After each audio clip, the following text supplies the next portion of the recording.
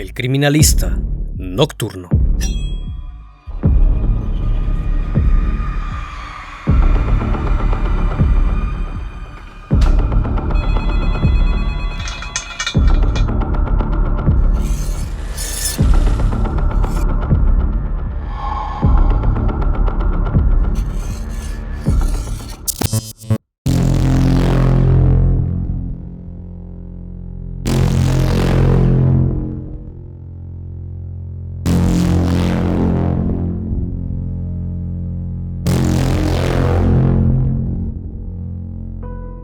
Durante el proceso de una investigación, parte fundamental es el modus operandi, es decir, qué patrones y comportamientos realiza un sujeto desde el inicio, durante y al final del suceso. En muchos casos nos podemos topar ante cosas que nos parecen extrañas, pero todo movimiento siempre nos dice algo y nos da a conocer un poco más de la personalidad del sospechoso. Hay conductas que podemos destacar de otras, y es que depende mucho del desarrollo y el entorno en el que haya crecido el sujeto. En ocasiones las cargas del pasado afectan el presente y son bastantes las personas que de víctimas pasan a ser victimarios, cambiando los roles significativamente, ejerciendo poder y control sobre aquellos que pueden reflejarse en el pasado de ellos mismos.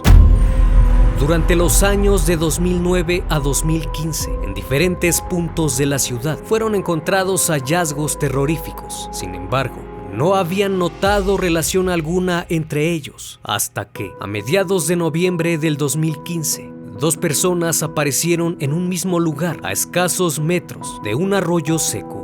Al encontrar una similitud en todos los casos, las autoridades iniciaron las investigaciones el 17 de noviembre del año 2015, luego de un reporte al número de emergencias en el cual se informó la localización de las extremidades de una persona en el interior de una casa abandonada, ubicada en las calles Novena y San Abel de la colonia Desarrollo Urbano. Elementos de la Unidad Especializada de Investigación acudieron al lugar para realizar las investigaciones pertinentes. Una vez que se realizó el levantamiento de dichas extremidades, procedieron a buscar el resto del cuerpo, ya que no se encontraba en la casa. Fue hasta 48 horas después que se logró la localización de un torso que tenía un corte por la mitad y diversos golpes en la cabeza. Fue hallado en un arroyo que se ubica a solo una cuadra adelante, en la calle 11, con esquina Álamos, al interior de una llanta de camión. Arriba se encontraba la parte delantera de un triciclo. Luego de las indagatorias se logró establecer la identidad del sujeto. Se trataba de Lorenzo Ernesto Olivas Berrios, de 22 años de edad, originario de la ciudad de Delicias, quien hace algunos meses se había mudado a la capital en búsqueda de trabajo. Fue visto por última vez la noche del 13 de noviembre por un familiar, a quien le comentó que saldría a comprar de cenar. Sin embargo, nunca regresó. Al siguiente día lo buscaron, pero no aparecía por ningún lado. Así pasaron los días, hasta que el 16 de noviembre fue reportado como desaparecido. Al siguiente día se realizó el hallazgo.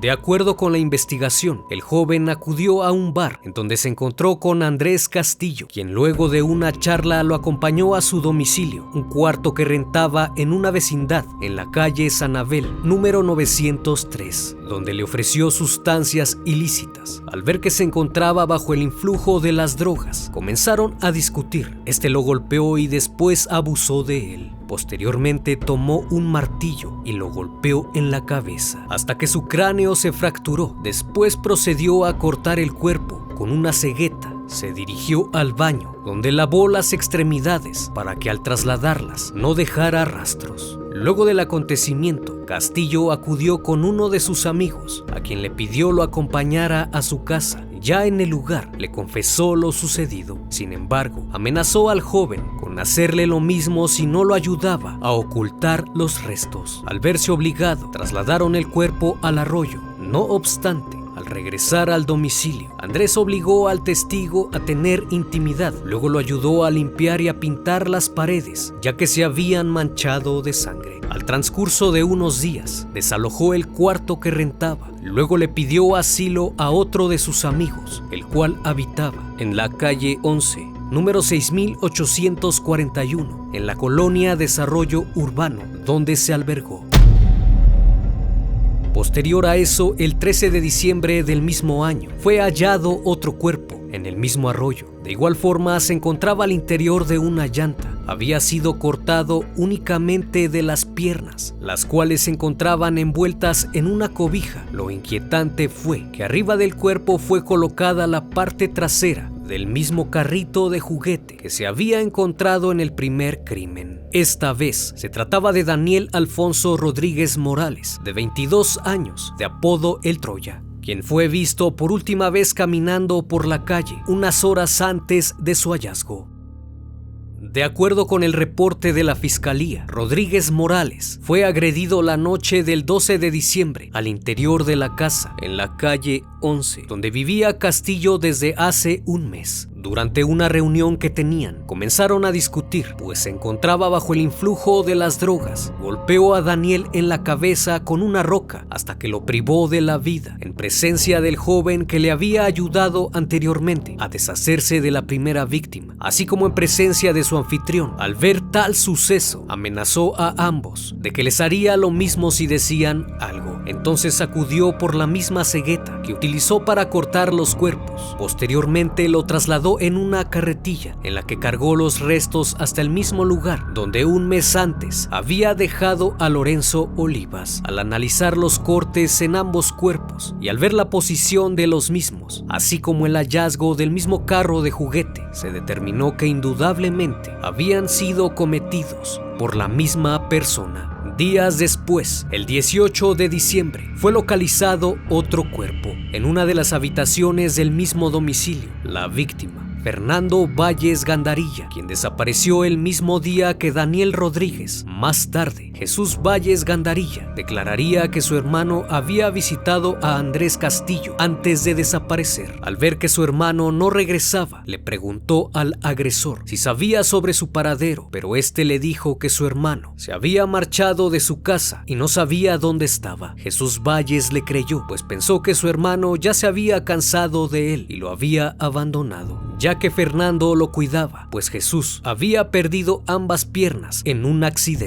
Pero la verdad fue que el agresor lo golpeó en varias ocasiones. Una vez que no se podía mover, abusó de él. Posteriormente tomó un martillo y lo golpeó en la cabeza en reiteradas ocasiones. Después lo metió en una hielera que se encontraba enterrada en una de las habitaciones, ya que ahí guardaban cerveza clandestina que antes comercializaban. Seguido de eso, puso cemento en el lugar y colocó un ropero para no levantar sospechas.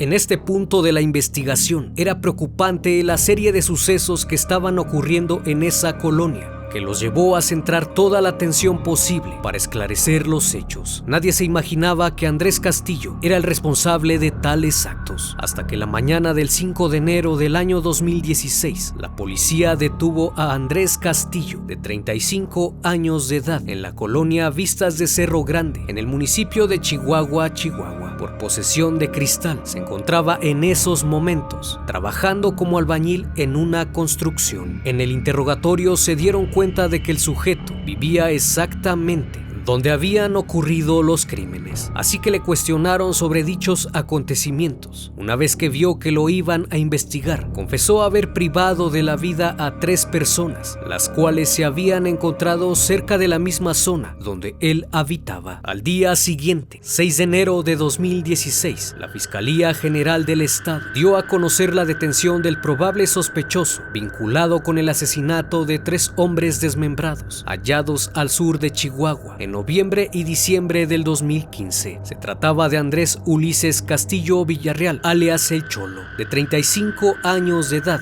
quien se dedicaba a la albañilería y presuntamente también vendía cristal. El fiscal general Jorge Enríquez González señaló que el sujeto asesinó a las personas descuartizadas en la colonia Desarrollo Urbano. Y no solo eso, sino que también se le vincula con otros 12 casos sin esclarecer, pero con mucha similitud, ocurridos violentamente entre el 2009 al 2015, todos ellos hombres.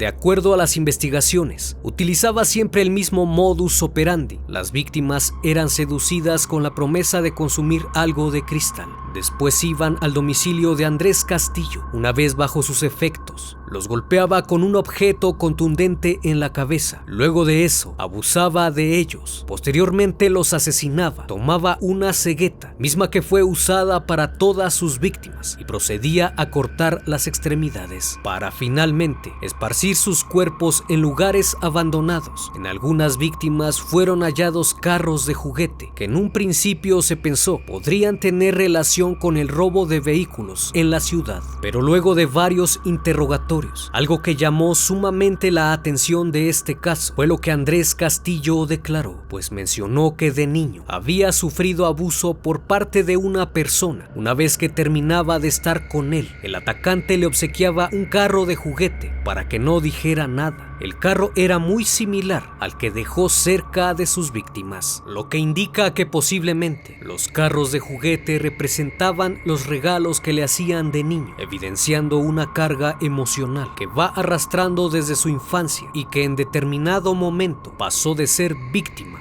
a victimario. Ello explica por qué todos son hombres. De acuerdo al perfilador John Douglas, la colocación de un objeto es la firma personal de un criminal, un detalle personal que es único en el individuo, que nos deja ver el estado emocional del sujeto, es decir, aquello que lo llena emocionalmente al momento del hecho, ya sea para saciar un instinto o para calmar un daño.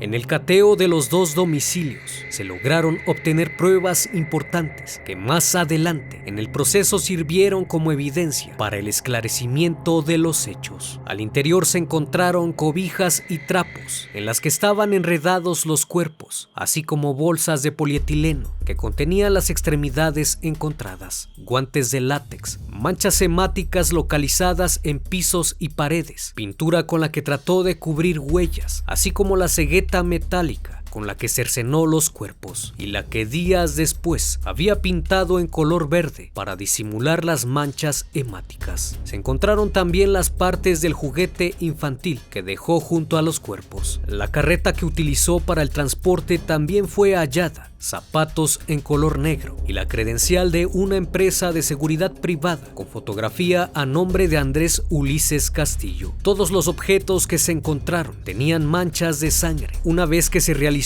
el análisis a las pruebas encontradas, se pudo encontrar ADN de Lorenzo Ernesto Olivas Berrios y de Daniel Alfonso Rodríguez Morales, así como de Fernando Valles Gandarilla, a quien puso bajo tierra.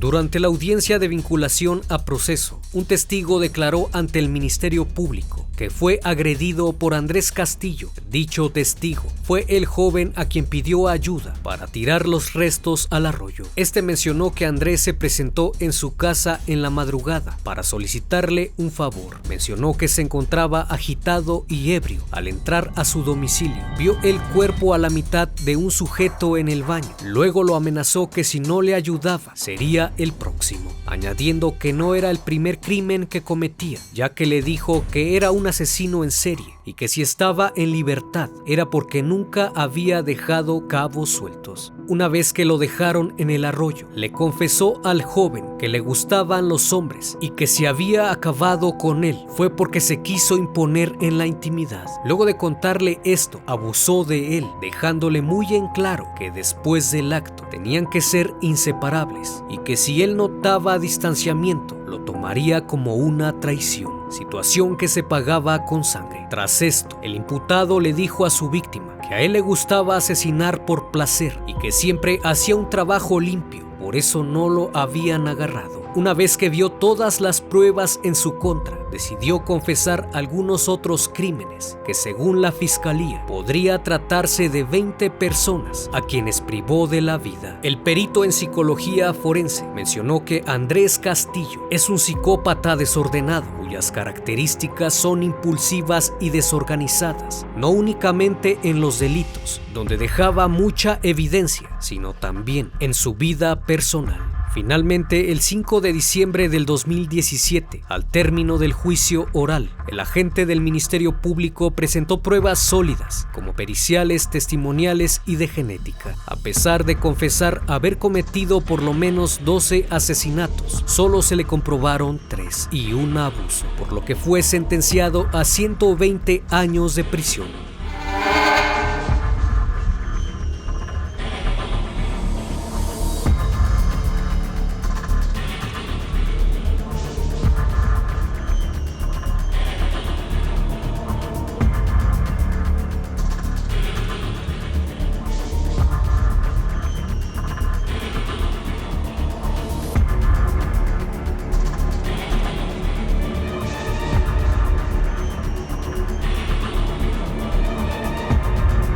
Si el video te pareció interesante, no olvides suscribirte al canal. Cada semana son presentados casos como estos.